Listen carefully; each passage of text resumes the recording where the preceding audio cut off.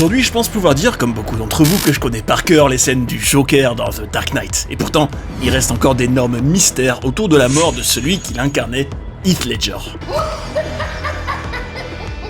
Certains disent que c'est ce personnage qui l'a brisé psychologiquement, d'autres que c'est son divorce et son addiction à la coke. Mais où se situe la vérité alors ? Et en étant familiarisé avec la face plus sombre d'Hollywood, y aurait-il d'autres pistes bien plus choquantes sur son décès brutal à seulement 28 ans ? Entre sa petite amie au moment de sa disparition, des pseudo-sociétés secrètes et son vrai dernier film bizarrement prophétique, préparez-vous à peut-être changer de regard sur le destin cruel de Heath Ledger. Si je vous dis J comme Joker, vous avez peut-être en tête sa version récente, avec Joaquin Phoenix, ou celle complètement éclatée au sol de Jared Leto. Mais qui arrive à la cheville de l'homme qu'il a incarné en 2008 dans le Dark Knight de Christopher Nolan, pour lequel il a même décroché l'Oscar ? Oui, je parle évidemment de Heath Ledger. Il était tellement convaincant en psychopathe anarchiste qu'on dit souvent que ce rôle l'a tué. Comment il s'y est préparé ? Et est-ce que ce personnage de clown maléfique l'a vraiment détruit ? À la base, Heath Ledger, c'est un acteur australien qui est venu faire carrière en Amérique comme tant d'autres. Avant d'atterrir dans l'univers Batman, son succès principal qui lui a ouvert beaucoup plus de portes, c'était le film Le Secret de Brokeback Mountain, où il joue un cow-boy homosexuel. Et à la limite, I'm Not There, où il incarnait Bob Dylan. Bon, point positif du western, en plus d'une nomination aux Oscars, il y rencontre Michelle Williams, sa femme, avec qui il aura une fille qui s'appelleront Mathilda. Mais bon, ce garnement de Heath, il avait la cote auprès de la gente féminine, alors leur relation sera pas de tourpeau. Mais ça, on en reparlera plus tard. Le fait est que The Dark Knight tombait à pic pour Ledger. Il allait jouer l'antagoniste principal du super-héros dans un blockbuster colossal. Ça méritait de se mettre dans les meilleures conditions pour livrer une performance inoubliable. Pendant 1 mois, il s'enferme dans une chambre d'hôtel. Il voit personne et injoignable par téléphone. Son seul focus, c'est de créer son Joker en se servant notamment d'un journal qu'il va créer de toutes pièces. Il y note des répliques du film. Il y colle des photos d'inspiration comme le film Orange Mécanique, des clowns, des hyènes. Seul devant son miroir, il se regarde en riant. C'est un peu comme s'il était devenu quelqu'un d'autre pendant 1 mois et qu'il ne sortirait plus du personnage avant la fin du tournage. Et sur le plateau, il va profondément marquer tous ses collègues. Dans une scène, il sera tellement intimidant que le vétéran Michael Caine oubliera son texte. Au commissariat, il demande à Christian Bale, qui joue Batman, de cogner sa tête contre la table pour de vrai. Pour l'anecdote, Nolan avait proposé ce rôle à Joaquin Phoenix au départ, mais il avait refusé parce qu'il se sentait pas prêt, ce qui est dingue quand tu sais qu'il jouera le Joker 10 ans plus tard. La page la plus troublante de son journal à Heath, c'est clairement celle sur laquelle il y a écrit « Bye bye » en gros. À quel moment précis a-t-il noté ces mots ? Personne ne sait. Et vous savez ce qui est le plus cruel dans toute cette histoire ? Ledger décédera plusieurs mois avant la sortie du film. Il ne saura donc pas à quel point le monde entier a été impressionné par son interprétation du Joker. Il n'assistera pas au carton mondial de The Dark Knight au box-office avec plus d'1 milliard de dollars de recettes. Et il ne sera pas non plus vivant pour recevoir son Oscar du meilleur second rôle masculin, amplement mérité. Ça fait pas l'ombre d'un doute, Heath Ledger était au sommet de son art dans ce film. C'était le summum de sa carrière, le rôle qui aurait dû faire de lui un des acteurs les plus convoités d'Hollywood. Mais ce que vous allez maintenant découvrir sur les conséquences du Joker sur son cerveau va vous glacer le sang. À moins que ce soit une fausse piste pour nous détourner de la vérité. Vous me croyez si je vous dis qu'un simple personnage dans un film peut empêcher quelqu'un de dormir pendant littéralement des mois ? Parce que oui, comme vous allez vous en rendre compte, Heath Ledger a été marqué au fer rouge par le Joker. Mais en commençant à connecter des pièces du puzzle, on va vite réaliser que cette explication, celle qu'on entend le plus, est peut-être qu'une grande mascarade. En menant notre enquête, qu'est-ce qu'on sait sur sa mort ? Alors cette tragédie a eu lieu le 22 janvier 2008 à 14h45 dans un appartement du quartier de Soho à Manhattan. À ce moment-là, Heath Ledger avait bien fini le tournage du Batman et était à fond dans son nouveau projet, le film L'Imaginarium du Dr Parnassus de Terry Gilliam. Selon la police, son décès est accidentel et vient d'un mélange fatal de 6 médicaments dont de l'oxycodone, des antidépresseurs ou des anxiolytiques comme le diazépam. En mixant tout ça, il aurait fait une intoxication aiguë. Sauf que cette cause officielle de sa mort, on la saura qu'en août 2008, soit 6 mois plus tard. C'est là que les procureurs fédéraux se sont dit « Basta, terminé, on a tout creusé, ça y est ». À partir de là, nos médias d'amour vont propager l'idée suivante.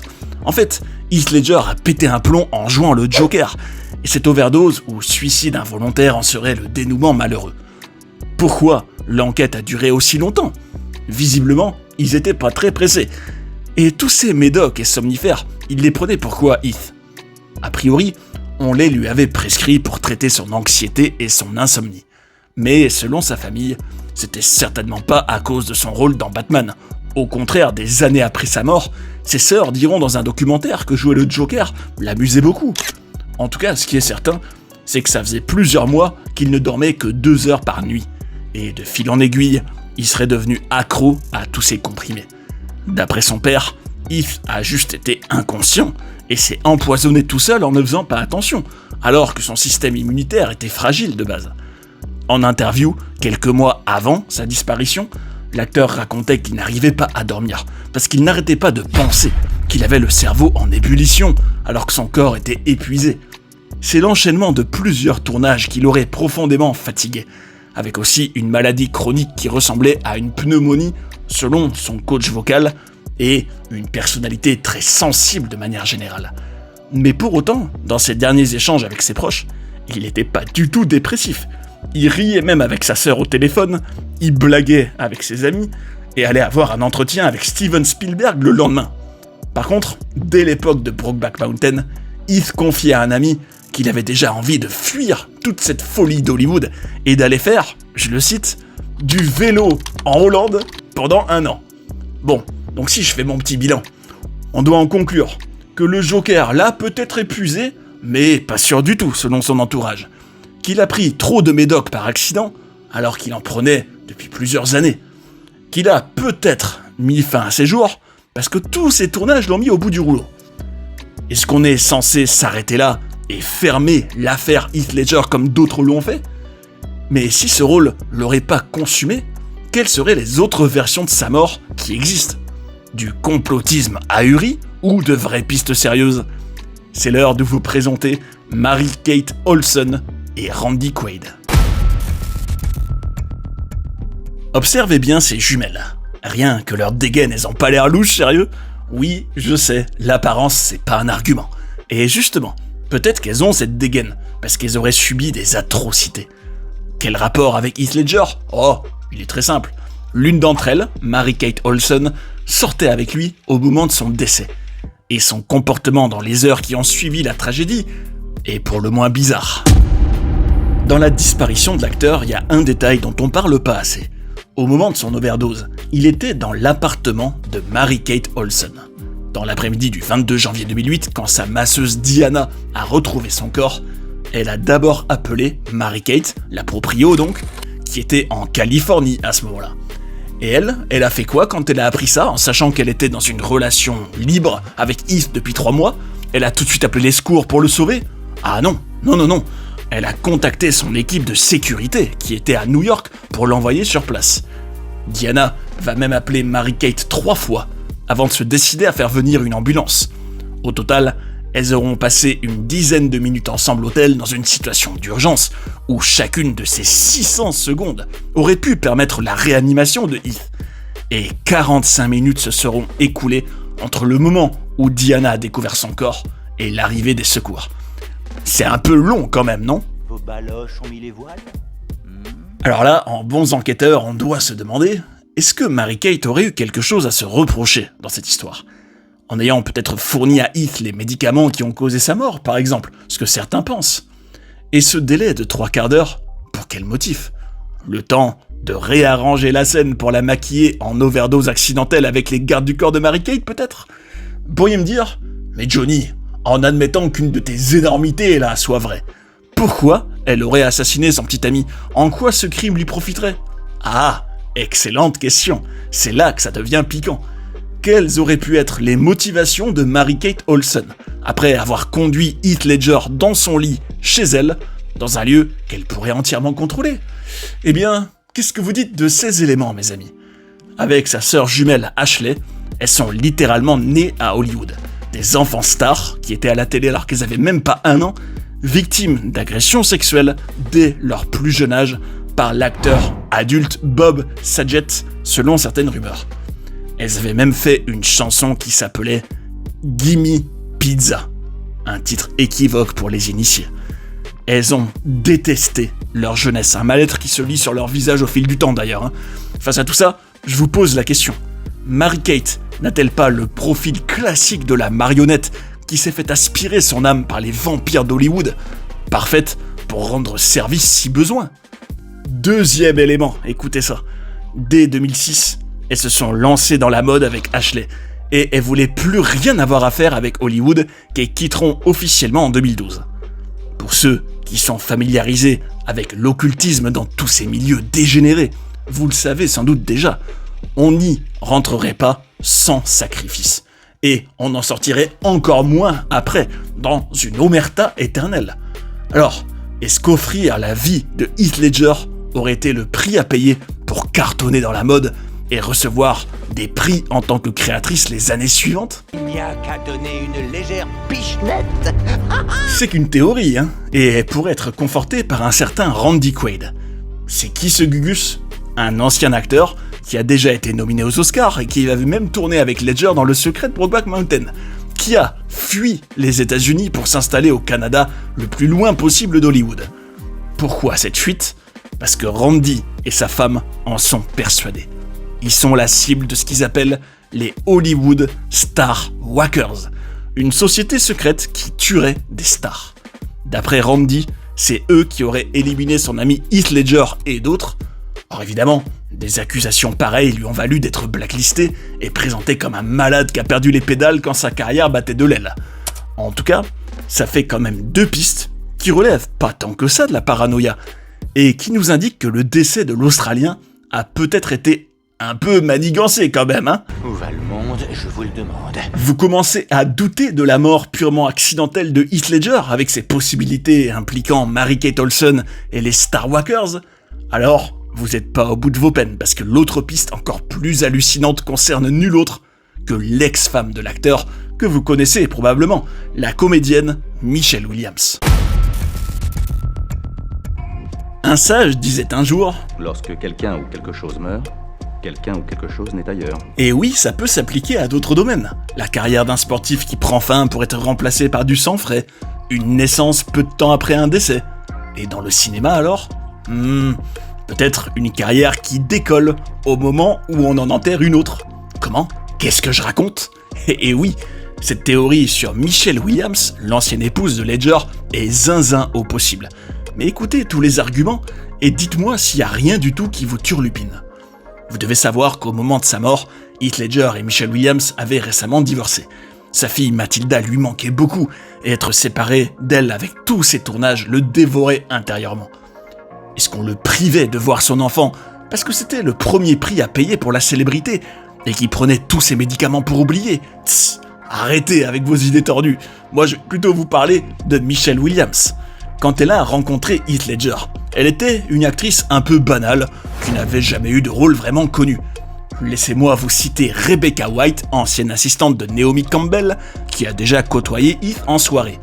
Heath était un bel étalon, et Michelle était banale, pas à sa hauteur, ni professionnellement, ni physiquement. Personne ne comprenait pourquoi ils s'étaient mis ensemble. Elle dit qu'elle aurait déjà vu l'acteur prendre de la coke dans une soirée organisée par Didi, et que Michelle le poussait à aller en cure de désintox, ce qui aurait finalement causé leur divorce et cette séparation de son enfant. Mais là où tout ça devient quand même un peu bizarre, c'est que c'est littéralement juste après la mort de Ledger que la carrière de l'actrice décolle enfin après toutes ces années. Pour la première fois, on lui donne des gros films comme Shutter Island, des blockbusters, le biopic sur Marilyn Monroe, une fausse pub tournée par Roman Polanski, elle deviendra aussi égérie pour Louis Vuitton. Enfin bref, il y a un avant et un après, qui est peut-être complètement anodin, attention. C'est sûr qu'on va vraiment très loin dans nos hypothèses là, mais tout ce que vous venez d'entendre va être renforcé par un autre film, et pas n'importe lequel. Le dernier rôle officiel de Heath Ledger au cinéma. Vous saviez que l'imaginarium du Dr Parnassus regorge d'éléments étranges qui résonnent un peu beaucoup avec ce qui est arrivé à Heath Ledger dans la vraie vie ? Et allons plus loin dans notre folie investigatrice. Vu les indices que vous allez voir, est-ce que son réalisateur, Terry Gilliam, faisait en réalité passer un message ? Ce film, c'était donc officiellement le tout dernier de l'acteur avant sa disparition. Un film dans lequel, pour sa toute dernière apparition, il meurt pendu avec une corde. Est-ce que l'occultisme avait une place importante dans ce grand délire qui combine réalité et monde imaginaire ? Et comment ? Dans ce scénario 100% imaginé par Terry Gilliam, vous avez un docteur qui a pactisé avec le diable pour être immortel, puis qui finira par échanger l'immortalité contre la jeunesse quand il sera vieux, à condition que sa fille devienne la propriété du diable quand elle aura 16 ans. Le personnage joué par l'Australien y est tout simplement sacrifié. À propos du tournage, Terry a raconté que même après sa mort, c'est comme si Heath Ledger bossait encore sur le film, qu'il le co-réalisait avec lui. Si on écoute Terry Gilliam, cet homme qui a déjà publiquement défendu Harvey Weinstein et Roman Polanski, c'est à peine 4 jours avant sa mort qu'un contrat avait été signé pour assurer Heath Ledger en quelque sorte. Toujours d'après Terry, son comédien était quelqu'un qui n'aimait pas jouer tout le jeu de l'acteur hollywoodien, faire la promo chez Oprah Winfrey et tout ce ramdam. Je le cite, « Le truc de Brokeback Mountain, je pense, l'a vraiment perturbé, parce qu'il s'est investi à fond dans ses idées. Il a probablement vendu son âme, et au final, rien n'en est sorti. » À en croire Gilliam, Ledger était en pleine forme au moment de leur tournage, solide, pas névrosé du tout par le Joker ou quoi que ce soit. Au contraire, il était même joyeux, et ensemble ils parlaient de foot entre les prises. Et en fin de compte, est-ce que tout ce film n'était qu'une grande métaphore du sacrifice de Heath Ledger parce qu'il ne voulait pas jouer le jeu imposé par Hollywood avec tout ce que ça implique ? Possible. Mais je tiens à vous rappeler qu'on ne fait que spéculer, que tout ça, c'est que des théories et des interprétations, bien sûr. Chacun se fera son avis. Mais on sera tous d'accord sur un point, je pense. La performance de Heath Ledger dans Batman, c'est une des meilleures de tous les temps. Et vous, quel est votre regard sur sa fin tragique ? Venez me dire ça en commentaire. Et si vous avez encore faim d'histoires étranges du cinéma, ces documentaires juste ici devraient vous intéresser. Merci pour votre temps et à tout de suite.